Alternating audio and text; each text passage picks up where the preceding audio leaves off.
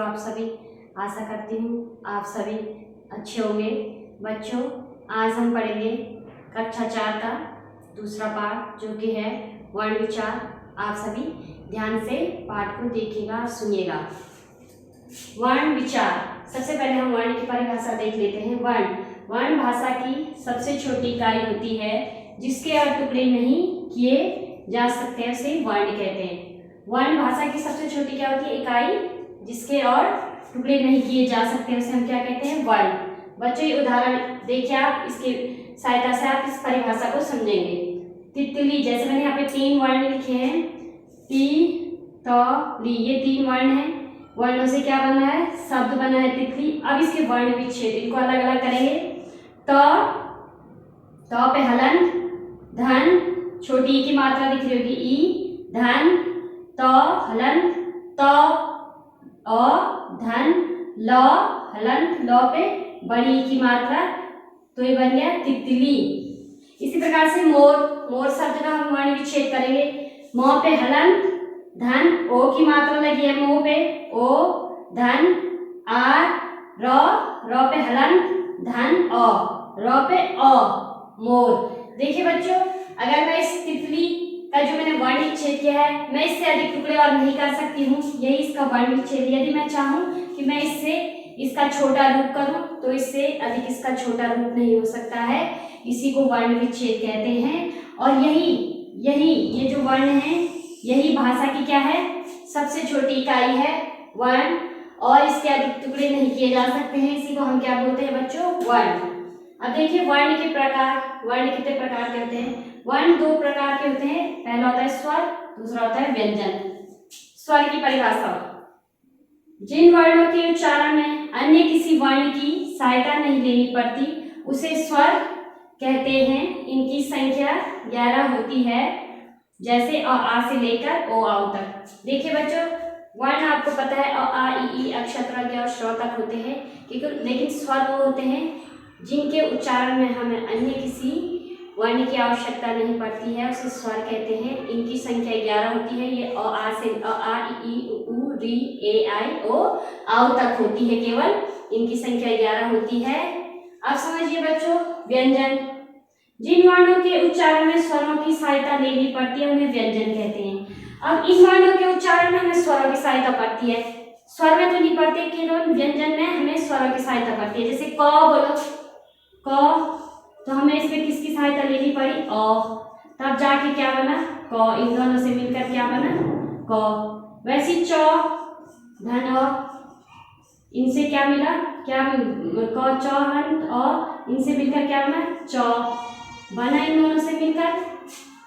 इसी को बच्चों व्यंजन कहते हैं कि जिन वर्णों के उच्चारण में स्वर की मदद लेनी पड़ती है उन्हीं को व्यंजन कहते हैं।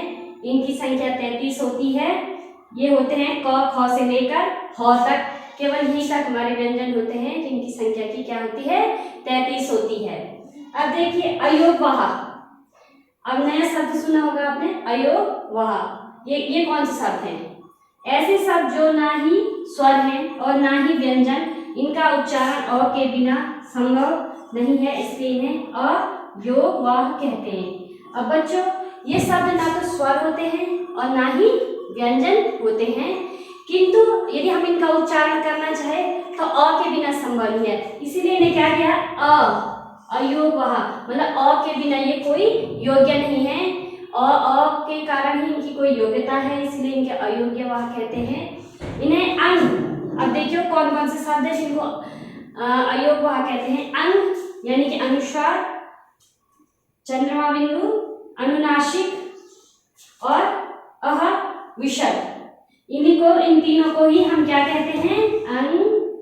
ये अनुस्वार, अनुनासिक और विसर्ग को ही हम क्या कहते हैं? अयोगवाह, क्योंकि इनका उच्चारण अ के बिना संभव नहीं है।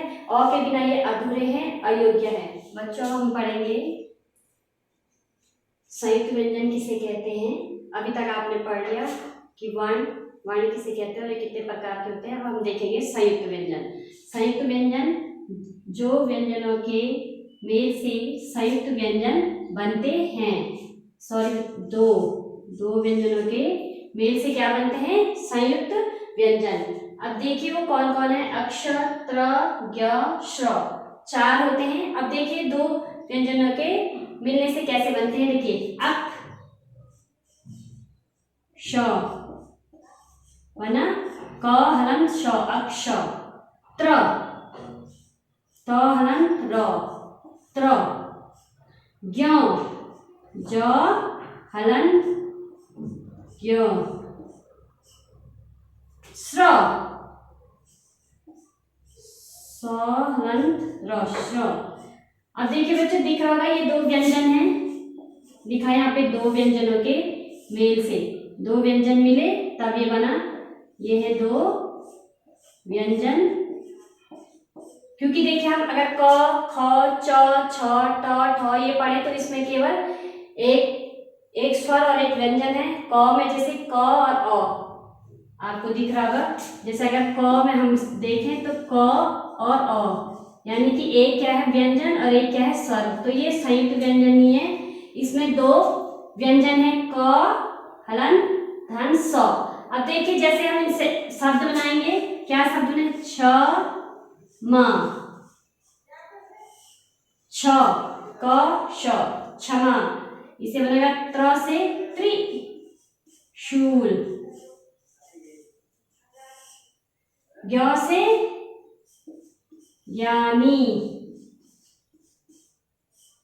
और श्र से श्रमिक।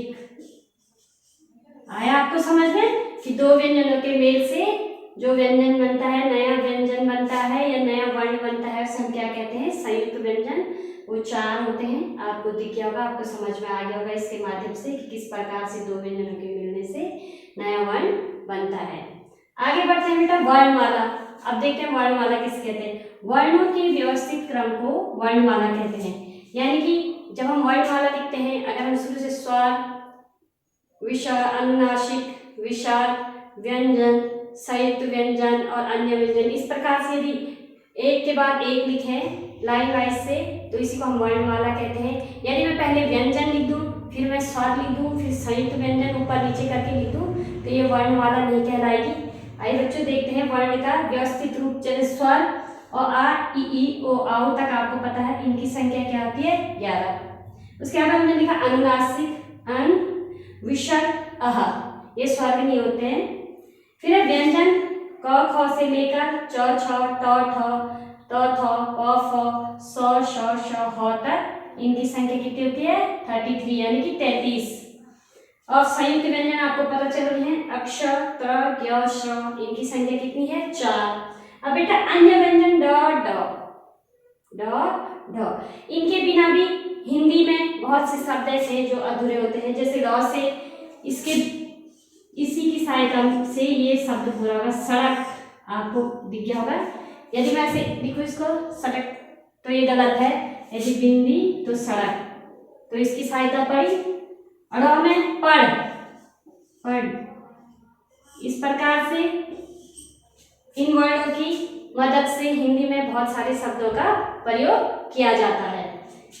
इसी प्रकार से बच्चों हिंदी वर्णमाला में वर्णों की संख्या 52 होती है, यानी कि 52। यदि हम काउंट करें, गिनें, तो यहाँ से चलिए 11 3 हो गए, 2 12 13, ये 33 हो गए, ये 4 हो गए, पूरे काउंट करके कितने आ गए, 52, यानी कि 52 होती है वर्णों में। हिंदी वर्णमाला में वर्णों की संख्या 52 होती है। अब देखिए बच्चों, यहाँ पे आपको 3 प्रकार की 100 दिखाई दे रही होगी। इनका नाम अलग अलग होता है क्योंकि हमारे मुख से इनकी उच्चारण स्थान अलग अलग स्थान से हैं। आइए मैं आपको समझाती हूँ। सबसे पहले आती है तालव्य श। इसको तालव्य श क्यों बोलते हैं, क्योंकि बच्चों इसका जब उच्चारण होता है तो तालु से होता है। तालु आपके मुंह के अंदर का भाग, जो ऊपर खाली आपको दिख रहा होगा, देखिएगा आप घर में अपने कि मुंह जहाँ जीभ ऊपर टकराती है उसको तालु कहते हैं। जब हम श को बोलते हैं, शलजम, शल, तो ऊपर हमारी जीभ टकरा रही है तालु पे, इसलिए इसका नाम है तालव्य श। फिर मूर्धन्य श है। मूर्धन्य कौन सा स्थान होता है, आपके दांतों के ऊपर का भाग और तालु के बीच में भाग जो हल्का सा उठा रहता है, थोड़ी गहरा सा, वहां पे तालु के आगे और दांत के जड़ के पीछे मूर्धन्य। षट्कोण, बोलिए षट्कोण, कौन आपकी जीभ टकरा रही होगी, इस कारण से इसको मूर्धन्य। अब दंत्य श, इसको क्यों बोलते हैं, क्योंकि दांतों के जो आपका मूल है यानी कि जो जड़ है वहाँ पीछे हमारी दांतों के पीछे की तरफ हमारी जीभ टकराती है, इसलिए हम इसको क्या बोलते हैं, दंत्य स। बोलिए सेब, सेब। तो आपकी जीभ टकरा रही होगी, आप घर में वो कीजिएगा, कोशिश कीजिएगा बोलने की कि किस किस तरह से इनका प्रयोग हमारे मुख में अलग अलग स्थानों से उच्चारण किया जाता है। अब बच्चों इन्हीं शब्दों को यानी कि स और इसके साथ ह, इन्हीं शब्दों को हम क्या कहते हैं, ऊष्मीय व्यंजन भी कहते हैं।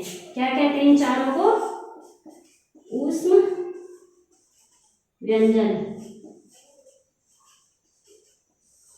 ऊष्म व्यंजन इसलिए कहते हैं बच्चों इनको, जब हम इनका प्रयोग करते हैं स ह, तो हमारे मुंह से कुछ गर्म हवा निकलती है, ऊष्मा गर्मी से पैदा होती है, क्योंकि हमारी जीभ टकराती है, रगड़ खाती है, जिसके कारण से ऊष्मा उत्पन्न होती है, इसलिए इनको ऊष्म व्यंजन भी कहते हैं।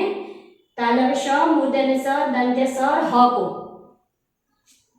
बच्चों आशा करती हूँ आपको ये पूरा पाठ वर्ण विचार समझ में आया होगा कि किस प्रकार से वर्ण किसे कहते हैं और इसके प्रकार कितने होते हैं, और किस किस प्रकार से हमारे संयुक्त व्यंजन वर्णमाला पूरी होती है, उसमें व्यंजन किसे कहते हैं, किस प्रकार से हम मूर्धन्य दंत्य व्यंजन और तालव्य श का हम प्रयोग करते हैं। आशा करती हूँ आपको समझ में आया होगा। धन्यवाद।